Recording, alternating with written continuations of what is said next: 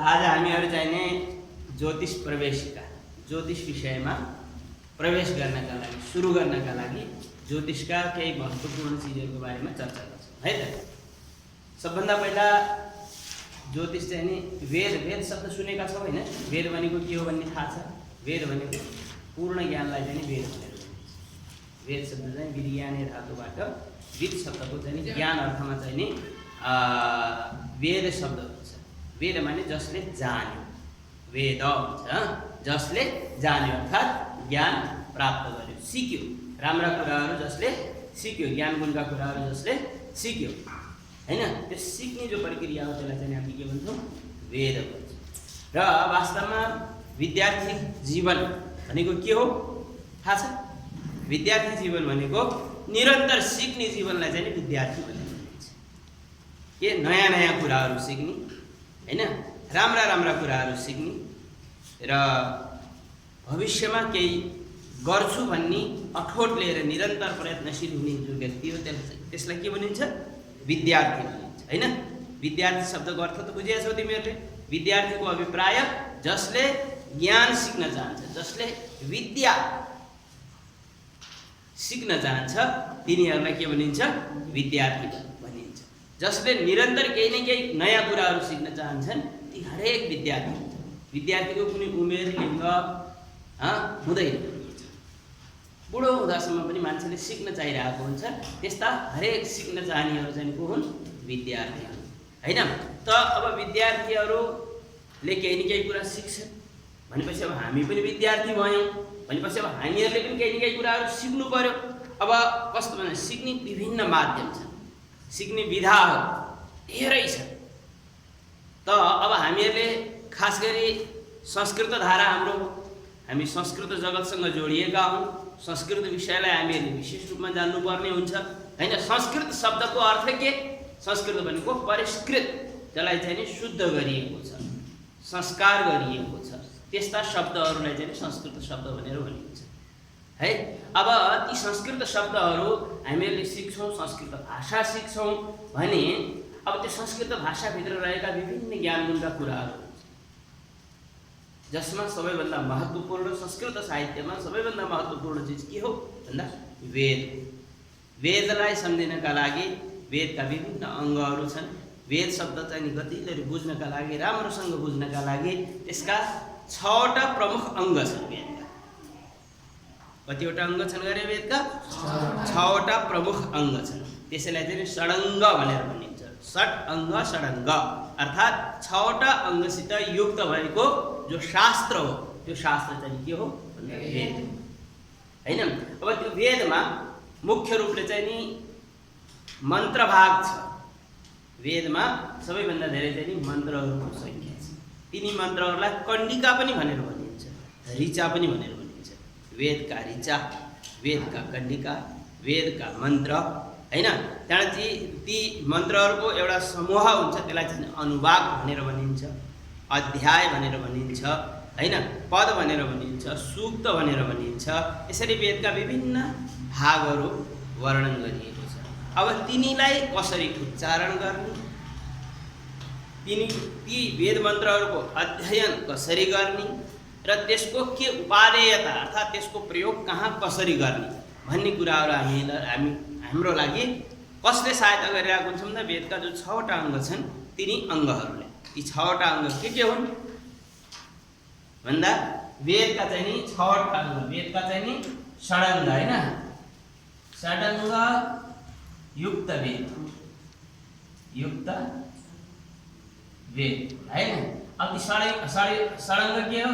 1 2 3 4 5 र 6। 1 मा शिक्षा, 2 मा कल्प, 3 मा निरुक्त, व्याकरण, ज्योतिष र शिक्षा, कल्प, निरुक्त, व्याकरण, ज्योतिष र छन्द, छन्द हैन? यसरी यी 6वटा चाहिँ नि वेदका के हुन् अङ्गहरू? एउटा शिक्षा, कल्प, निरुक्त, व्याकरण, ज्योतिष, छन्द। अब हामीहरूले अहिले यहाँ खास गरी चर्चा के को गर्न खोजिरहेका छौँ भन्दाखेरि यो ज्योतिषको। वेदको जो ज्योतिष अङ्ग, वेदलाई एउटा चाहिँ शरीर मानिएको छ। के गरिएको छ? शरीर मानिएको छ हैन। अब यसरी चाहिँ नि यो शरीर भयो भने एउटा यो भयो, त्यसपछि यहाँ आँखा हैन, नेत्र, त्यसपछि मुख। अब खास गरी वेदको चाहिँ नि यो जो ज्योतिष हो त्यो नेत्रमुच्यते, ज्योतिषम नेत्रमुच्यते भनेर भनिन्छ। वेदको चाहिँ ज्योतिष के हो? आँखा। के हो? आँखा। अब तिमीहरूले वेदको चाहिँ नि ज्योतिष के भाग रहेछ भनेर भन्दाखेरि कसरी सोध्यो भने भन्न त सक्छौ नि हैन। जस्तै मानिसको शरीर हुन्छ, शरीरका हरेक अङ्गहरू हुन्छन्, त्यस्तै चाहिँ नि सबैभन्दा हरेक चिज महत्त्वपूर्ण हुन्छ। यदि मुख भयो, मुख चाहिँ नि व्याकरण, व्याकरण के हो? मुख हो है। भने नेत्र चाहिँ नि ज्योतिष हो। अब अन्य विषयमा हामीहरूले धेरै लामो चर्चा नगर्ने, नेत्र चाहिँ नि सबैभन्दा महत्त्वपूर्ण, वेदको चाहिँ नि महत्त्वपूर्ण भाग अङ्ग के हो? ज्योतिष। ज्योतिष चाहिँ नि के हो भन्दा नेत्र हो, आँखा हो है। त्यही आँखाका बारेमा, त्यही ज्योतिषका बारेमा अब हामीहरूले केही चर्चा गर्छौँ है। ज्योतिषको मुख्य उद्देश्य ज्योति,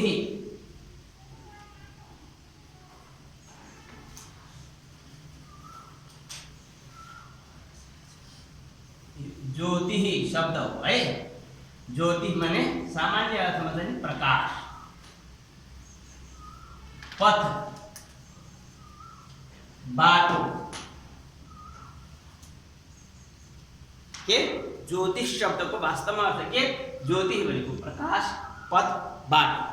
कता जाने, कसरी जाने, के गर्ने, कसरी गर्ने भन्ने कुराहरू जसले बताउँछ त्यो शास्त्रलाई के भनिन्छ? ज्योतिष शास्त्र भनेर भनिन्छ। बुझ्यो कुरा? वेदको ज्योतिषले के काम गर्दो रहेछ, ज्योतिषको किन आवश्यकता पर्दो रहेछ भन्दा उसले बाटो देखाउँछ। ज्योतिषको काम के हो? बाटो देखाउनु। अब कसरी बाटो देखाउने भन्ने प्रश्नहरू उठ्न सक्छ हैन। अब यसलाई चाहिँ बाटो कसरी देखाउँछ भन्दाखेरि एउटा बाटो देखाउँछ मुहुर्तका माध्यमबाट हैन, मार्ग है। मुहुर्त, मुहुर्तलाई हामीले चाहिँ नि साइत पनि भन्छौँ। के भन्छौँ? साइत। कतिखेर के गर्दा राम्रो हुन्छ, के गर्दा नराम्रो हुन्छ। हामीहरूले सिधै राम्रोसँग जान्यौँ कि जस्तै यो अगाडिको बाटो छ नि, यो बाटोबाट हामी सिधै गयौँ भने सिधै चाहिँ नि सबभन्दा पहिला चाहिँ नि दाउन्नेको पहाड आउँछ। त्यो पहाड कटेपछि बर्दघाट आउँछ, त्यसपछि चाहिँ नि बुटवल पुगिन्छ। बुटवलबाट दाहिनेतिर गइयो भने इन्डियातिर गइन्छ हैन, देब्रेतिर गइयो भने इन्डियातिर गइन्छ, दाहिनेतिर गइयो भने पाल्पा पोखरातिर गइन्छ, र सिधै गयो भने पश्चिम, हामी सुदूरपश्चिमतिर जान सक्छौँ भनेर हामीहरूले जानेपछि हामीहरूलाई त्यो यातायात गर्दाखेरि केही अप्ठ्यारो हुन्छ? हुँदैन हैन। हामी आफ्नो गन्तव्यमा सही तरिकाले पुग्न सक्छौँ, हो कि होइन? त्यस्तै यदि सही समयमा, मानौ अझै अर्को उदाहरण, बर्खायाम लाग्यो। अब यो बर्खायाममा के चिजको खेती हुन्छ भन्ने त्यो कृषकलाई थाहा हुन्छ, जसले खेती गरिरहेको हुन्छ उसलाई थाहा हुन्छ।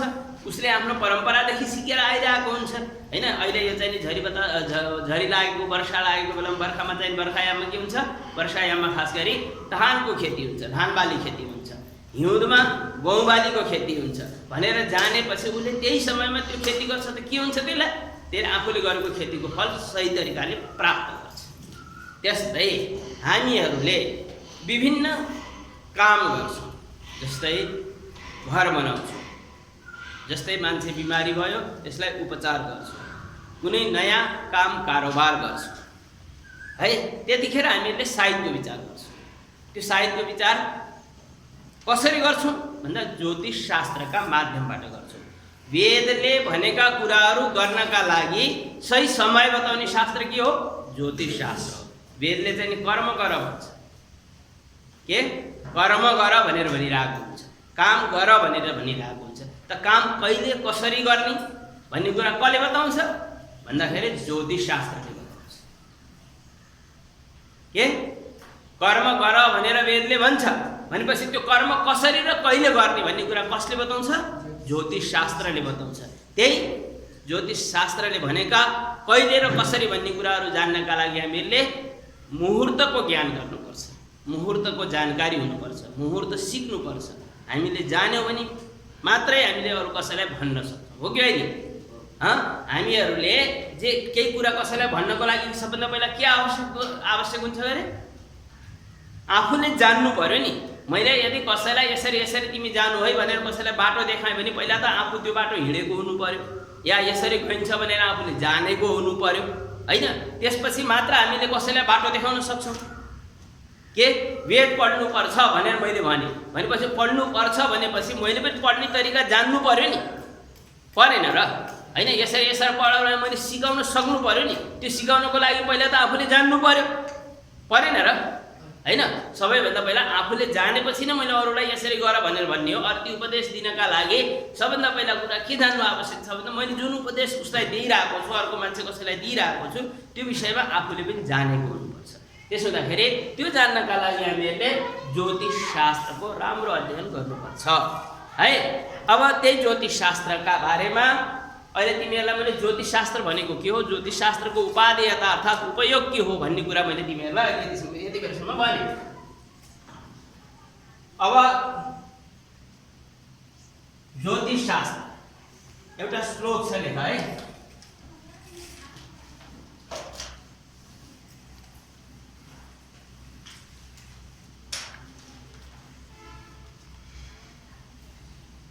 सिद्धांत समिता होरा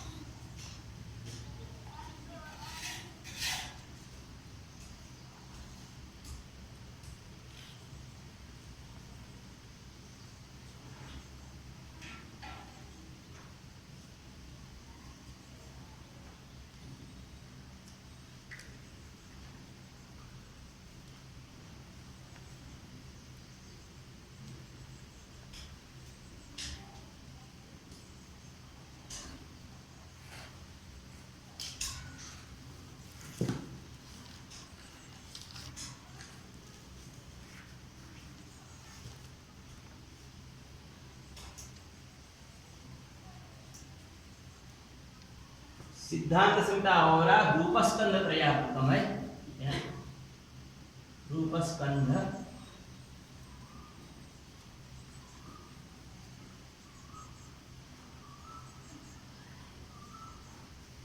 सिद्धांत संहिता होरा रूपस्कंध त्रयात्मकम विनयितदखिलं श्रौतं स्मार्तं कर्म न सिद्ध्यति। अझ पनि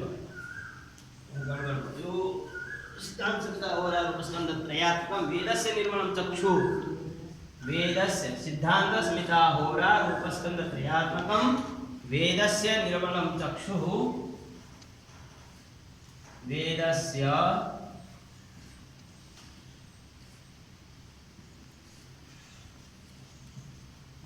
निर्मलं चक्षु वेदस्य निर्मलं चक्षु ज्योतिष शास्त्रम कलमशम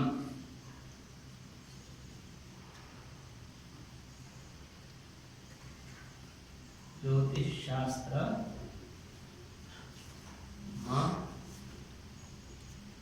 कलमशम विनयितदखिलं श्रौतं स्मार्तं कर्म न सिद्ध्यति।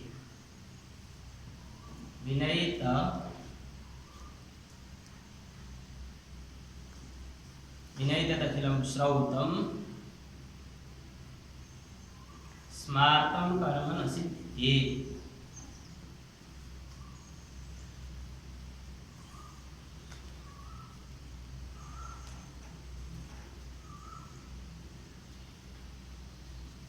ज्योतिष शास्त्र का तीन प्रमुख भेद होते हैं। ज्योतिष शास्त्र तीन भागमा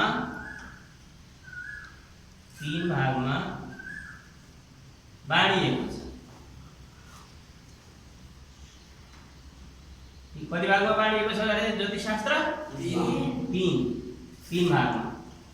एउटाको नाम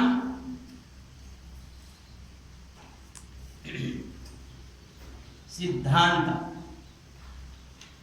पहिलो, दोस्रो संहिता र तेस्रो होरा। सिद्धान्त, संहिता र होरा गरी तीन भागमा ज्योतिष शास्त्र बाँडिएको छ। ज्योतिष शास्त्र कति भागमा बाँडिएको छ? तीन भागमा। कुन कुन हुन्? सिद्धान्त, संहिता र होरा।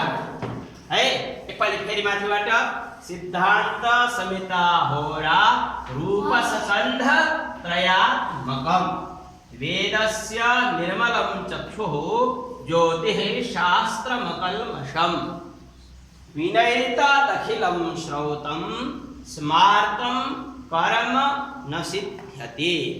अर्थात सिद्धान्त, संहिता, होरा यी तीनवटा रूप स्कन्ध त्रयात्मकम। त्रयात्मकम भनेको तीन भागमा, तीन खण्डमा, तीन भागमा ज्योतिष शास्त्र बाँडिएको छ। है यो के हो भन्दाखेरि वेदस्य निर्मलम चक्षु, वेदको चाहिँ नि निर्मल चक्षु। यो के हो? वेदको निर्मल चक्षु हो। अर्थात वेदका 6वटा अङ्ग मध्ये एउटा अङ्ग आँखाका रूपमा, चक्षुका रूपमा। चक्षु शब्दको अर्थ हुन्छ आँखा, नेत्र। जो ज्योतिष शास्त्रम अकल्मषम, कलमष रहित अर्थात अज्ञानता रहित, जसमा चाहिँ अज्ञानता छैन, अन्धकार छैन। अर्थात ज्योतिष शास्त्रको, वेदको यो ज्योतिष शास्त्र वास्तवमा के हो भन्दा उज्यालो पाटो हो। वेदको चाहिँ नि प्रकाश हो। वेदबाट जान्ने, नयाँ नयाँ कुराहरू सिक्ने एउटा चाहिँ नि बाटो हो भन्नुको अभिप्राय। बिना एतद अखिलम विनयितद अखिलम, बिना एतद अखिलम, अखिलम माने समस्तम, एतद भने यसको, बिना भनेको बिना। अर्थात यो ज्योतिष शास्त्र बिना, अथवा यो ज्योतिष शास्त्र बिना अखिलम माने समस्तम, संपूर्ण, चाहे श्रौत कर्म हो चाहे स्मार्त कर्म हो, कर्म न सिद्ध्यति, सिद्ध हुँदैन। अर्थ भयो के भयो? ज्योतिष शास्त्र बिना, के ज्योतिष शास्त्र बिना कुनै पनि कर्म, चाहे श्रौत कर्म होस् या स्मार्त कर्म होस्, त्यो सिद्ध हुँदैन। अब यहाँ एउटा प्रश्न उठ्न सक्छ, श्रौत कर्म र स्मार्त कर्म भन्नाले के हो? हैन, प्रश्न उठ्न सक्छ नि त। हैन, अब हामीहरूलाई त थाहा छैन श्रौत कर्म केलाई भनिन्छ र स्मार्त कर्म भनेर केलाई भनिन्छ। कसैलाई थाहा छ तिमीहरु मध्येमा श्रौत कर्म भनेको के हो? कसैलाई थाहा छ? श्रौत कर्म भनेको सुनेर मात्र होइन। श्रौत कर्म भनेको जो वेदमा वर्णन गरिएका, श्रुतिहरूमा वर्णन गरिएका कार्यहरू छन्, कामहरू छन्, तिनीहरूलाई श्रौत कर्म भनेर भनिन्छ। खास गरी वेदमा सबैभन्दा धेरै वर्णन के हुन्छ? यज्ञको हुन्छ। के को हुन्छ? यज्ञ। वेदले चाहिँ हमेशा कर्म गर्न भन्छ। कर्ममा सबैभन्दा प्रमुख कर्म श्रेष्ठतमम यज्ञो वै श्रेष्ठतमम कर्म भनेर भन्छ। के भन्छ? यज्ञ नै सबैभन्दा ठुलो कर्म हो। अब त्यो यज्ञ गर्नका लागि हवन गर्नुपर्छ हैन। हवन गर्नका लागि हविष्यान्नको आवश्यकता हुन्छ। हविष्यान्न भनेको के हो? जौ, तिल, चामल हैन, अन्य चाहिँ नि घृत इत्यादि, आज्य भने घिउ इत्यादि। त्यसको लागि संविधाको आवश्यकता पर्छ। ती सबै कर्म गर्नु पर्यो नि हैन। अब त्यसो हुँदाखेरि घिउ चाहियो, पशुपालन गर्नु पर्यो। घिउ चाहियो भने यज्ञ गर्नका लागि घिउ चाहियो। त घिउ चाहियो भने घिउ कसरी प्राप्त हुन्छ? पशुपालन गर्नु पर्यो हैन। अन्न चाहियो, अन्न कसरी प्राप्त हुन्छ? कृषि कर्म गर्नु पर्यो हैन। त्यसो हुँदाखेरि वेदमा चाहिँ के भनेर भन्छ भन्दा यज्ञो वै श्रेष्ठतमम कर्म। वेदको सबैभन्दा महत्त्वपूर्ण कर्म भनेको यज्ञ। यज्ञ भनेको एक प्रकारको कार्य भयो, काम भयो हैन। त्यो काम पूर्ति हुनका लागि कृषि पनि गर्नु पर्यो, पशुपालन पनि गर्नु पर्यो हैन। त्यसपछि अन्य विभिन्न क्रियाकलापहरू पनि गर्नु नै पर्यो। त्यसको लागि यज्ञ गर्नु पर्यो भने फुलहरूको आवश्यकता हुन्छ, पुष्प इत्यादिको व्यवस्था गर्नु पर्यो, फलको आवश्यकता हुन्छ, फलको खेती गर्नु पर्यो हैन। अन्नको आवश्यकता हुन्छ, अन्नको खेती गर्नु पर्यो। त्यसरी विभिन्न प्रकारले कर्म गर्नका लागि जे पनि कर्म हामीहरूले गर्छौँ ती कर्ममध्ये हरेक कर्म श्रौत कर्म भयो, त्यस्तै स्मार्त कर्म ती बाहेक जो वेदमा भने ती त छँदैछन्। वेदमा वर्णन विभिन्न रूपमा चाहिँ नि खास गरी यज्ञ कर्म, यज्ञ वै श्रेष्ठतम कर्म भनेर भन्छ। यज्ञ नै सबैभन्दा ठुलो कर्म हो है। अब त्यो यज्ञ गर्नका लागि चाहिने संसाधनहरू जुटाउने दायित्व पनि त्यो यज्ञकर्ताकै नै हुन्छ। यज्ञ जसले गर्छ त्यो जो यजमान बन्छ, जो आचार्य बन्छ हैन, जो ऋत्विक होता इत्यादि हुन्छन् उनीहरू सबैको कर्म भयो। कसरी यज्ञ सम्पादन गर्ने भन्ने कुरा ती त सम्पूर्ण श्रौत कर्मका अन्तर्गत परे भने। अब स्मार्त कर्म भनेर केलाई भन्छ? स्मार्त भनेको जो स्मृतिहरूमा वर्णन गरिएका कर्म छन् तिनीहरूलाई स्मार्त कर्म भनेर भनिन्छ। स्मृति भन्नाले के? याज्ञवल्क्य स्मृति, मनुस्मृति हैन, पारस्कर स्मृति, त्यसपछि नारद स्मृति इत्यादि विभिन्न, कश्यप स्मृति इत्यादि विभिन्न स्मृति ग्रन्थहरू छन्। वशिष्ठ स्मृति हैन, यसरी चाहिँ विभिन्न स्मृति ग्रन्थहरू छन्। स्मृति ग्रन्थहरूमा के भनिएको हुन्छ तिमीहरूलाई थाहा छ? श्रौत कर्म चाहिँ नि वेदमा वर्णन गरेका कामहरूलाई हामीहरूले श्रौत कर्म भन्छौँ। खास गरी सबैभन्दा ठुलो कर्म, सबैभन्दा महत्त्वपूर्ण कार्य चाहिँ वेदमा के वर्णन गरेको रहेछ भन्दा यज्ञ गर्नुपर्छ। मान्छे हरेक प्राणीले चाहिँ नि आफ्नो मतलब मनुष्यले खास गरी श्रेष्ठ जीवनयापन गर्नका लागि, सुखी जीवनका लागि के गर्नुपर्छ? सबैभन्दा ठुलो कर्म भनेको यज्ञ कर्म हो, यज्ञ गर्नुपर्छ भनेर वेदले भन्छ। वेदमा हैन मुख्य रूपले यज्ञकै वर्णन छ। त यज्ञ गर्नका लागि चाहिने संसाधनहरूको व्यवस्थापन गर्नुपर्छ। यिनी कुराहरू वेदले भन्यो भने स्मृति ग्रन्थहरूले के भन्छन्? स्मार्तं कर्म न सिद्ध्यति भनेको छ नि। श्रौतम विनयत दखिलम श्रौतम स्मार्तं कर्म न सिद्ध्यति। श्रुति अर्थात् वेदमा भनेका कर्महरूलाई श्रौत कर्म भनियो। के कर्म रहेछ भन्ने कुरा हामीहरूले बुझ्यौँ। अब स्मार्त कर्म भनेको के? स्मृतिहरूमा भनिएका, अर्थात् स्मृतिहरूमा मुख्य रूपले के को वर्णन गरिएको छ थाहा छ? छैन। तिमीहरूलाई कसैलाई थाहा छ स्मृति ग्रन्थहरूमा के कुराहरूको वर्णन गरिएको होला? कसैलाई केही अन्दाज छ? छैन। हाम्रा स्मृति ग्रन्थहरूमा हरेक व्यक्ति जो जन्म लिन्छ त्यो जन्मिने व्यक्तिको चाहिँ नि संस्कार हुन्छन् के? विभिन्न प्रकारका संस्कार, गर्भाधानदेखि लिएर मृत्यु पर्यन्त गरिने जति पनि संस्कारहरू छन् के स्मृति ग्रन्थहरूमा मुख्य रूपले के को वर्णन हुन्छ भन्दाखेरि मान्छे जन्मिन्छ, जन्मेर मर्छ, त्यसबिचमा हुनुपर्ने हरेक त्यो मान्छेलाई चाहिँ परिष्कृत गर्नका लागि चाहिने संस्कारहरू र त्यसपछि त्यसले गर्नुपर्ने त्यसका दायित्वहरूलाई वर्णन गरिएको हुन्छ। सामान्यतया 16वटा संस्कार, कहीँ 48वटा संस्कार, कहीँ 13वटा संस्कार, कहीँ 96वटा, कहीँ 108वटा, कहीँ 54वटा, यसरी विभिन्न प्रकारका संस्कारहरूको वर्णन चाहिँ हाम्रा स्मृति ग्रन्थहरूमा प्राप्त हुन्छन् हैन। जो हामीहरूले जन्मिएपछि मृत्युसम्म गरिने संस्कार। सबैभन्दा पहिला विवाह संस्कार, विवाह मातापिताको संस्कार हुन्छ है। त्यसपछि गर्भाधान संस्कार हुन्छ, गर्भाधानपछि पुंसवन, फेरि सीमन्तोन्नयन, जातकर्म, नामकरण इत्यादि गर्दै गएर 16वटा जो संस्कार हुन्छन् तिनीहरूको लागि शुभ साहित्यको आवश्यकता हुन्छ, शुभ समयको आवश्यकता हुन्छ।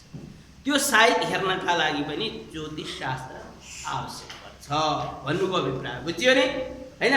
त स्मृति ग्रन्थमा के को वर्णन हुँदो रहेछ? मुख्य रूपले जो व्यक्ति जन्म लिन्छ, प्राणी खास गरी मनुष्यका संस्कारहरूको वर्णन र नियम बताइएको हुन्छ र हरेक मनुष्यको आफ्नो आफ्नो के दायित्व, विद्यार्थीको दायित्व के हो, अध्यापकको दायित्व के हो, गृहस्थीको दायित्व के हो हैन, दाजुको दायित्व भाइप्रति के हुनुपर्छ, श्रीमानको श्रीमतीप्रति, श्रीमतीको श्रीमानप्रति, छोराको बाउप्रति, बाउको छोराप्रति, मामा भान्जा नाता गोता जति पनि छन् तिनीहरूका हरेकका दायित्व र हरेकलाई कसरी कतिखेर कसरी सम्मान गर्ने भन्ने कुराहरूको वर्णन है।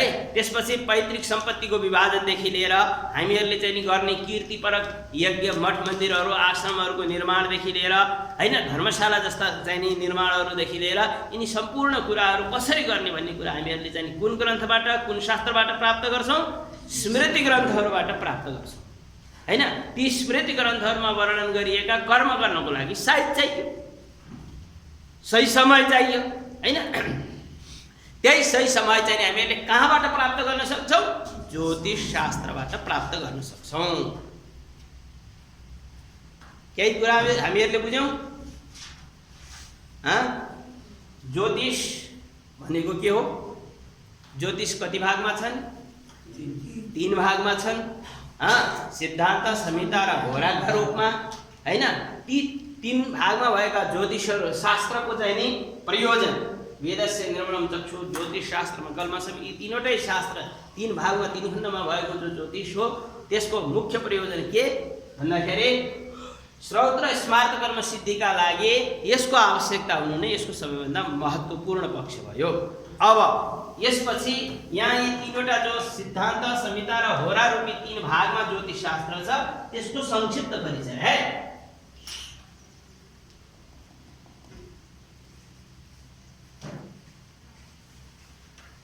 सिद्धान्त सबैभन्दा एउटा चाहिँ महत्त्वपूर्ण अथवा पहिलो भाग, पहिलो खण्ड, पहिलो स्कन्द, प्रथम स्कन्द के हो? सिद्धान्त।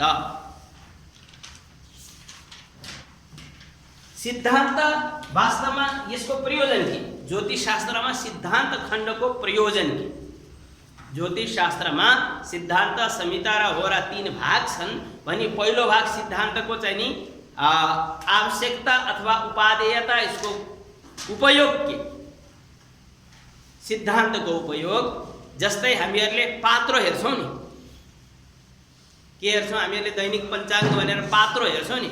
पात्रो हेर्दाखेरि आज प्रतिपदा तिथि हो भनेर लेखिदियो, प्रतिपदा तिथि हो है भनेर आजै लेख्यो। आज तृतीया पनि हुन सक्थ्यो, षष्ठी पनि हुन सक्थ्यो, पञ्चमी पनि हुन सक्थ्यो, आजलाई किन प्रतिपदा भयो? र त्यसपछि प्रतिपदा तिथि चाहिँ नि यहाँ लेखेको रहेछ 13 घटी 15 पल भनेर लेखेको रहेछ। यो घटी र पल यसरी छुट्याइदिएको रहेछ।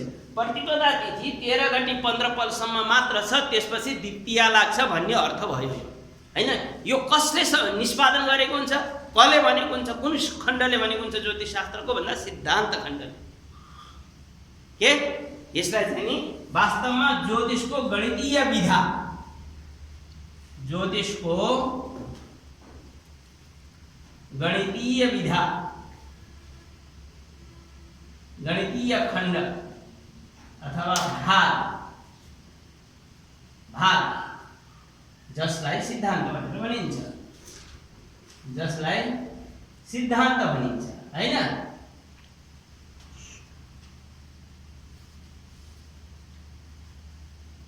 जस्तै अंग्रेजीमा चाहिँ एउटा एस्ट्रोलोजी हुन्छ, एस्ट्रोलोजी है। यो एस्ट्रोलोजी भनेको ज्योतिष भयो। ज्योतिष भने एउटा एस्ट्रोनोमी हुन्छ, एस्ट्रोनोमी।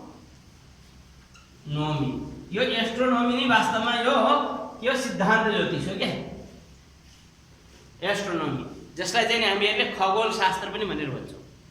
के आकाशमा भएका तारा ग्रहमण्डलहरू कति दूरीमा छन् र तिनीहरूको प्रभाव यस ब्रह्माण्डमा कतिखेर कसरी पर्छ भन्ने कुराहरूको जो प्रक्रिया ग्रन्थ हुन्, तिनी ग्रन्थहरूलाई चाहिँ हामीहरूले सिद्धान्तको रूपमा भन्छौँ। अब यो सिद्धान्त ग्रन्थका सबैभन्दा महत्त्वपूर्ण धेरै पुस्तकहरू छन्, तर यसमा चाहिँ नि सिद्धान्तको सबैभन्दा महत्त्वपूर्ण ग्रन्थ भनेर एउटा सूर्य सिद्धान्त भन्ने हुन्छ।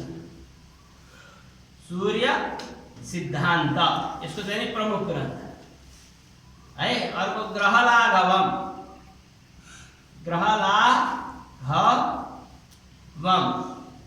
यिनी चाहिँ नि प्रमुख ग्रन्थ हुन् है। अब यिनले चाहिँ हामीहरूलाई पात्रो बनाउने, जसले चाहिँ नि गणितबाट पात्रो बनाउँछन्, पञ्चाङ्गको निर्माण गर्छन्, उनीहरूले चाहिँ नि यो सूर्य सिद्धान्त अथवा ग्रहलाघवम का आधारमा हाम्रो पञ्चाङ्ग निर्माण गरिएको हुन्छ, पात्रो तयार बनाइएको हुन्छ।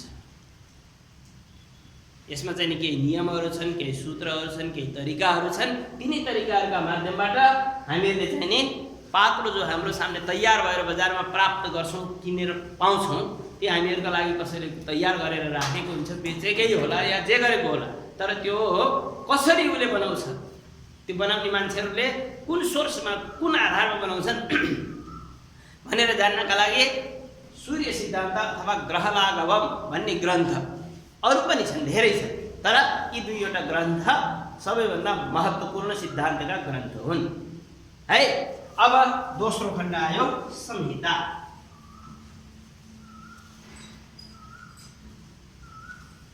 अब दोस्रो खण्ड के? अब संहिता। संहिताले चाहिँ के गर्छ भन्दाखेरि हामीहरूले बस्ती कसरी बसाल्ने, गाउँ कसरी कहाँ गाउँ सहर कहाँ बनाउने, ठुला ठुला नहरहरू कहाँ राख्ने, नदीको पानीको बहाव कसरी गर्ने, जसलाई हामीले वास्तुशास्त्र पनि भन्छौँ नि, वास्तुशास्त्रको सोर्स पनि संहिता ग्रन्थ हो। संहिता ग्रन्थ ज्योतिषको चाहिँ नि संहिता ग्रन्थका माध्यमबाट हैन, पानीको बहाव कता हुनुपर्छ, पानी कसरी बग्नुपर्छ, बोट बिरुवाहरू रुखहरू कसरी लगाउनुपर्छ हैन, कता चाहिँ नि गाई गोठ राख्नुपर्छ, कता पूजापाठ गर्ने ठाउँको निर्धारण गर्नुपर्छ हैन, खेती गर्ने ठाउँ कतातिर हुनुपर्छ, मान्छेहरूको बस्ती कता बनाउनुपर्छ भन्ने जस्ता कुराहरू हामीहरूले कुन ज्योतिषशास्त्रको कुन भागबाट थाहा पाउँछौँ अरे? संहिता हैन। संहितामा सबैभन्दा ठुलो महत्त्वपूर्ण ग्रन्थको नाम हो बृहत संहिता।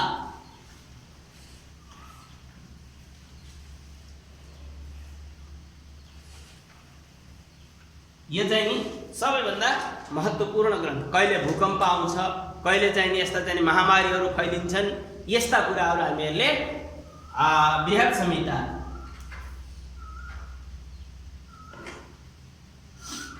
मेदिनीय ज्योतिषम भनेर पनि पाइन्छ।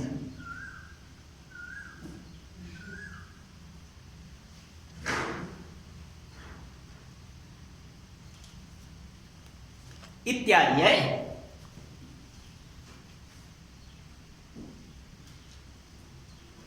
संहिता, संहिताको प्रयोजन हामीहरूले केही संक्षिप्तमा बुझ्यौँ।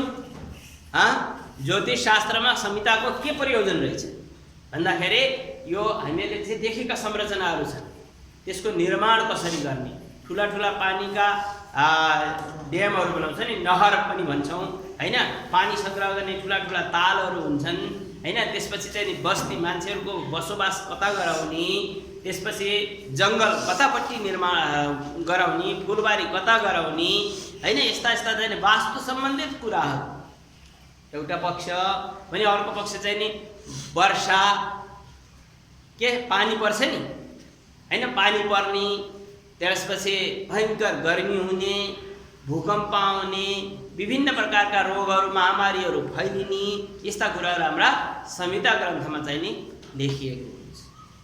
अब तेस्रो सबैभन्दा महत्त्वपूर्ण जो होराका नाममा जानिन्छ, तेस्रो भाग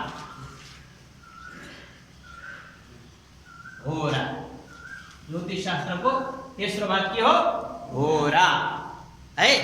होरा, होरा शब्दको अर्थ चाहिँ नि घण्टा पनि हुन्छ। होराद्वयम होरामेकम भनेर भन्छन्, एक होरा भनेको एक घण्टा पनि हुन्छ हैन। अरू होरा शब्दले मुहुर्त पनि अर्थ बोध गराउँछ, बुझाउँछ। तर होरा शब्दको सामान्यतया अर्थ, शाब्दिक अर्थ चाहिँ नि होरा भनेको घण्टा। तर यहाँ होरा शब्दको ज्योतिष शास्त्र अनुसार घण्टा होइन। होरा शब्दको वास्तविक अर्थ प्रत्येक जन्म लिनेवाला व्यक्ति, जसलाई हामीले जातक भन्छौँ। जायते इति जातकः, जो जन्म लिन्छ त्यो जातक। त्यो जातकको जीवनका बारेमा अध्ययन गरिने कुरा हामीहरूले कुन शास्त्रबाट, कुन खण्डबाट प्राप्त गर्छौँ भन्दा होरा खण्ड। ज्योतिष शास्त्रको होरा भागबाट हामीहरूले के कुरा सिक्छौँ भन्दाखेरि त्यो जन्म लिएको व्यक्तिको जीवन सुखी छ, दुखी जीवन यापन गर्नुपर्छ, कहिले कति बेलामा त्यसको चाहिँ नि समस्याहरू आउन सक्छन्, अर्थात् ज्योतिष शास्त्रको फलित भाग फल कथन गर्ने भागलाई चाहिँ नि होरा शास्त्र भनेर भनिन्छ। के ज्योतिष शास्त्रको फल कथन गर्ने जो भाग हो त्यसलाई चाहिँ नि होरा भनेर भनिन्छ। त्यसमा दुई भाग छन्, एउटा सामुद्रिक भनेर छ, अर्को चाहिँ नि फलित भनेर छ हैन। सामुद्रिक भनेको शरीरको संरचना हेरेर, जस्तै हस्तरेखाहरू हेरेर, मस्तिष्क रेखाहरू हेरेर हैन, मान्छेको हिँड्ने चाल हेरेर, मान्छेका लेख्ने शैली हेरेर, लेखन अक्षरहरूबाट पनि मान्छेको भविष्यवाणी जानकारी गरिन्छ। मान्छे बोल्छ, बोलेका बोलीबाट मान्छेले चाहिँ नि मान्छेको भविष्य जान्न सकिन्छ हैन। मान्छेको हिँडाइ, मान्छेको बोलाइ, मान्छेको उठबस गर्ने तरिका, व्यवहार है, र उसका चाहिँ नि हात, आँखा, आँखी बाउ, कपालको रौँ, शरीरका अङ्ग प्रत्यङ्ग, यसलाई चाहिँ सामुद्रिक भनेर भनिन्छ हैन। सामुद्रिक शास्त्र र फलित जो हामीहरूले जन्माङ्ग चक्र बनाएर कुण्डलीद्वारा, चिनाद्वारा हामीहरूले त्यो व्यक्तिका बारेमा, सुख दुःखका बारेमा जानकारी प्राप्त गर्न सक्छौँ, त्यो चाहिँ नि होरा खण्ड अन्तर्गत पर्छ है। बुझ्यौ नि? भनेपछि हामीहरूले आज खास गरी 3 चिज, ज्योतिष शास्त्र के हो हैन, ज्योतिष शास्त्र के हो भन्ने कुरा केही न केही मात्रामा जान्यौँ। एक हैन, दोस्रो ज्योतिष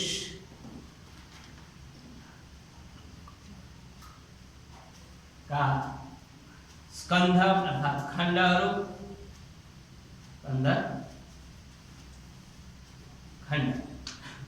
अब यसमा चाहिँ नि सिद्धान्त भनेको के हो, संहिता भनेको के हो र होरा भनेको के हो भन्ने कुरालाई हामीहरूले संक्षिप्तमा जान्यौँ है। विस्तृतमा होइन, संक्षिप्त रूपमा हामीहरूले यी कुराहरू जान्यौँ। ल आज अहिलेलाई चाहिँ नि ज्योतिषका विषयमा अहिले यति।